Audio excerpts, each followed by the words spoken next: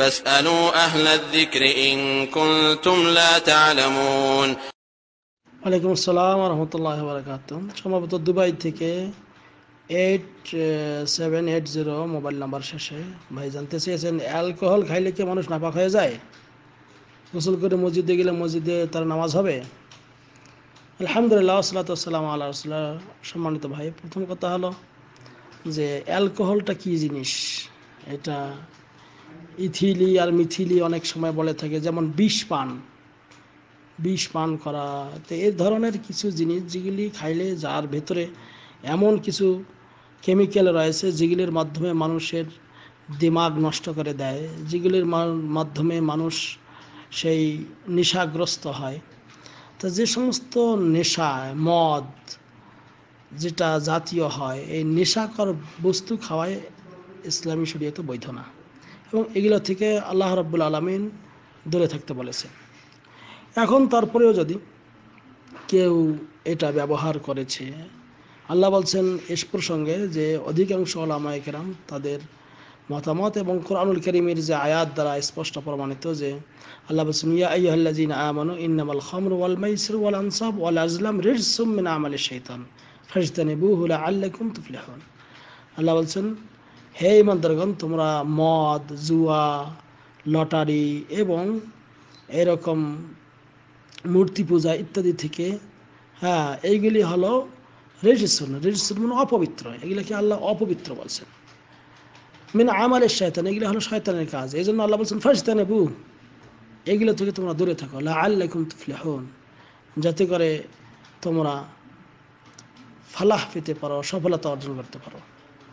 এবং এরপরে বলা হচ্ছে যে ইন্নামা ইউরিদু শাইতানু আন ইউকিআ বাইনাকুমুল আদাওয়াতা ওয়াল বাগদা ফিল খামরি ওয়াল মাইসির। শয়তান এর মাধ্যমে তোমাদের মদ, জুয়া এর মাধ্যমে তোমাদের মধ্যে শত্রুতা প্রকাশ ঘটাতে চায়, হিংসা বিদ্বেষ ঘটাতে চায়।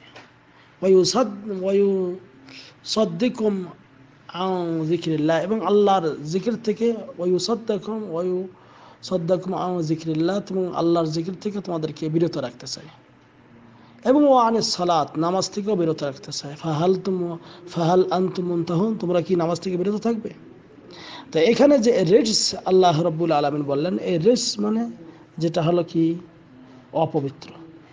সেই জন্য অপবিত্র বস্তু থেকে অধিকাংশ ওলামায়ে কেরামের নিকট অপবিত্র বস্তু থেকে দূরে থাকা, পবিত্রতা অর্জন করা, এটা হলো উচিত। আবার কেউ এই মত গ্রহণ করেছেন যে এটা অপবিত্র, মূল বিষয়টা আসলে অপবিত্র নয়, ওটা ব্যবহার করা অনেক সময় অনেক কাজের ক্ষেত্রে বৈধ। কিন্তু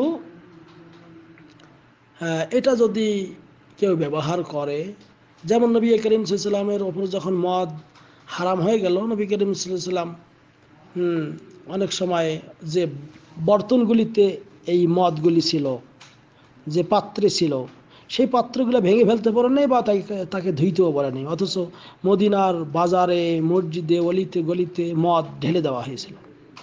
তো মূলত ওই জিনিসটা যদি নাপাকে হয়, তাহলে তো আল্লাহ নবী সাল্লাল্লাহু আলাইহি ওয়াসাল্লাম আমাকে ঢেলে দিতে বলতেন না।